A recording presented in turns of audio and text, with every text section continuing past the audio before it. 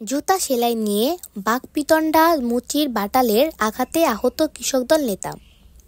মাগুরার মোহাম্মদপুরে জুতা সেলাই নিয়ে বাকবিতণ্ডায় মুচির ধারালো বাটালের আঘাতে স্থানীয় এক কৃষকদল নেতা গুরুতর আহত হয়েছেন। এই ঘটনায় দায়ের করা মামলায় সোমবার বিদ্যুৎ দাস ৩৪ নামে অভিযুক্ত মুচিকে গ্রেপ্তার করে আদালতে প্রেরণ করেছেন পুলিশ। মঙ্গলবার ১ জুলাই বিষয়টি নিশ্চিত করেছেন মোহাম্মদপুর থানার এসআই সুমন মিয়া। জানা যায়, আহত এই কৃষক দল নেতার নাম নূর আলম ভাসান, ২৫। তিনি মোহাম্মদপুর উপজেলার জাঙ্গালিয়া গ্রামের মোহন শেখের ছেলে। তিনি সদর ইউনিয়ন কৃষক দলের যুগ্ম আহ্বায়ক পদে রয়েছেন। হামলাকারী বিদ্যুৎ দাস উপজেলার সদরের জাঙ্গালিয়া গ্রামের আশ্রয়ন প্রকল্পের একজন বাসিন্দা। তার বাবার নাম গণেশ দাস। গত রোববার রাত ৮টার দিকে মোহাম্মদপুর বাজারে এই হামলার ঘটনা ঘটে। ঘটনার পর ভাসানের মা কোহিনুর বেগম সোমবার বাদী হয়ে মোহাম্মদপুর থানার একটি মামলা দায়ের করেন।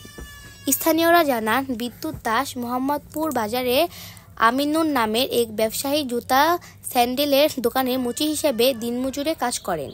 গত ১৫ দিন আগে কৃষকদল নেতা ভাসান বিদ্যুতের কাছে ৫০০ টাকা অগ্রিম দিয়ে একটি জুতা তৈরি করতে দিয়েছিলেন। রোববার রাত ৮টার দিকে তিনি বিদ্যুতের কাছে জুতা আনতে গেলে বিদ্যুৎ তাকে জানায় জুতা এখনও তৈরি হয়নি, দিতে আরও কয়েকদিন দেরি হবে। এ বিষয়টি নিয়ে মুচির সঙ্গে ভাসানের